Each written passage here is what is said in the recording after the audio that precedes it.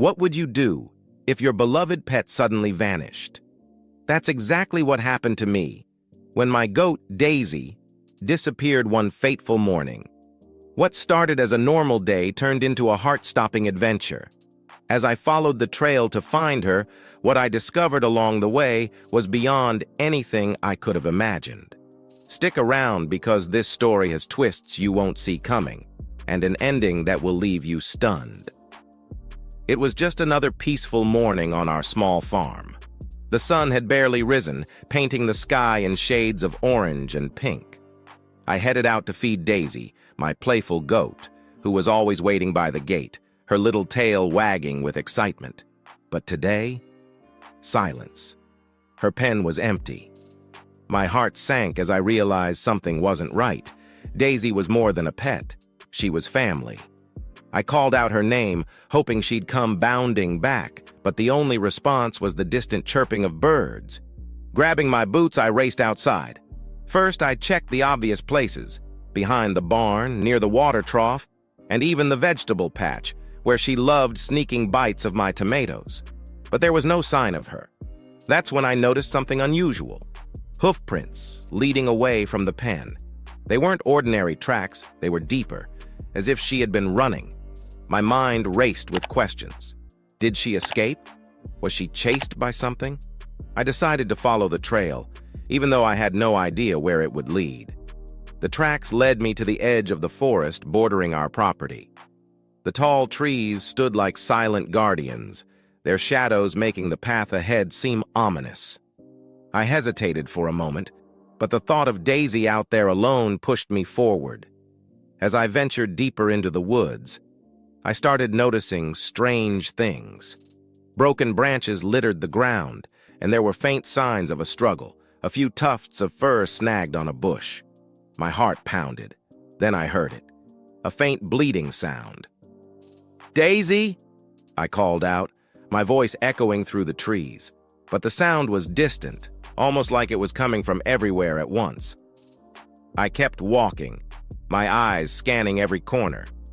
That's when I stumbled upon something unexpected. An old, abandoned shed hidden among the trees. It looked like it hadn't been touched in years, but there were fresh footprints around it, both human and animal. I crept closer, my breath catching in my throat. The shed door was slightly ajar, creaking softly in the breeze. Could Daisy be inside? Summoning all my courage, I pushed the door open. The sight before me was shocking. A small cage with scratch marks on the floor, but no Daisy. Whoever had been here had left in a hurry, leaving behind only an eerie. Desperate and unsure of what to do next, I ran back to the farm and called my neighbor, Mr. Harris.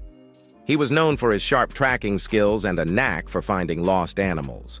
When I explained what had happened, he nodded and grabbed his old tracker's kit without hesitation. We returned to the forest, and Mr. Harris studied the tracks carefully. "She's been running," he observed, pointing to the disturbed soil. "But these aren't just her tracks. Someone, or something, has been following her." His words sent a chill down my spine. Daisy wasn't just lost, she was being pursued. As we followed the trail deeper, the forest seemed to close in, each step feeling heavier than the last. Finally, we came upon a clearing. Fresh footprints surrounded an abandoned campfire, and in the dirt, unmistakably, were Daisy's hoofprints. She was close, but danger was too. With renewed determination, we picked up the pace. The trail was erratic, as though Daisy had been darting in and out of bushes. "She's panicked," Mr. Harris muttered. "But she's smart. She's leading them in circles." Suddenly, we heard voices in the distance. Peering through the trees, we spotted a group of people gathered near a makeshift enclosure. And there, tied to a post, was Daisy. Relief and rage hit me simultaneously. Who were these people, and why did they have my goat? The group didn't look like dangerous criminals. They were dressed in earthy clothes and wore strange talismans. They seemed to be preparing for some kind of ritual. My mind raced. I had to act fast before they hurt Daisy. Mr. Harris whispered, We'll need a plan. They're distracted now, but that won't last. Time was running out, and every second felt like an eternity. As we watched from the shadows, the group's intentions became clear. They were performing a ritual, chanting and lighting candles around Daisy. I couldn't believe my eyes. This wasn't just a random goat theft. They believed Daisy was some sort of sacred animal. Mr. Harris leaned in and whispered, "These are the folks who believe in those nature blessings. They think certain animals bring luck." My disbelief turned to anger. Daisy was my family, not some talisman for their strange beliefs. The group didn't appear violent, but their determination to keep Daisy was clear. I noticed their leader holding a book filled with odd symbols, reading from it like it was a sacred text. My mind raced, trying to figure out how to get Daisy away safely. The more I observed, the more I knew one thing for sure. I had to act fast before this situation got worse. We devised a plan. Mr. Harris would create a diversion while I snuck in to free Daisy. He grabbed a handful of rocks and began throwing them into the bushes, making loud rustling noises. The group froze, startled by the sound. Some members moved toward the noise to investigate, leaving the others distracted. Seizing the moment, I crept toward Daisy, careful not to make a sound. Her eyes lit up when she saw me, and she let out a soft bleat, as if to say, "Finally!" I whispered, "Hang on, girl. I've got you." My hands trembled as I worked to untie the ropes around her. Every second felt like an hour. Just as I loosened the last knot, one of the group members turned around.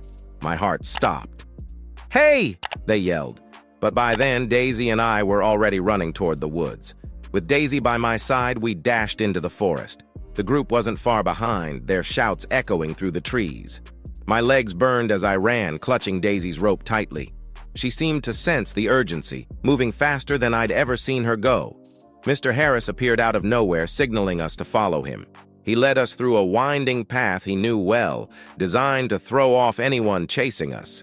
We could hear the group falling behind, their voices growing fainter with each step. Finally, we reached a clearing near my property. Safe at last, I collapsed onto the ground, holding Daisy close. "You're okay now," I whispered, tears of relief streaming down my face. Mr. Harris smiled. "Told you we'd get her back." Daisy nuzzled me, her way of saying thanks. She was home, and nothing else mattered. Well, what we can learn from this? The day Daisy went missing was one of the most nerve-wracking experiences of my life, but it taught me something valuable. Never underestimate the bond between humans and their animals. Daisy wasn't just a goat. She was a reminder of how much love and loyalty can exist between species. I also learned the importance of vigilance and community. Without Mr. Harris, who knows what could have happened? And that's the story of how Daisy disappeared and the incredible journey to bring her back. If you enjoyed this adventure, make sure to hit the like button and subscribe to the channel for more heartwarming and exciting stories. Don't forget to share this with someone who loves animals. It might just make their day.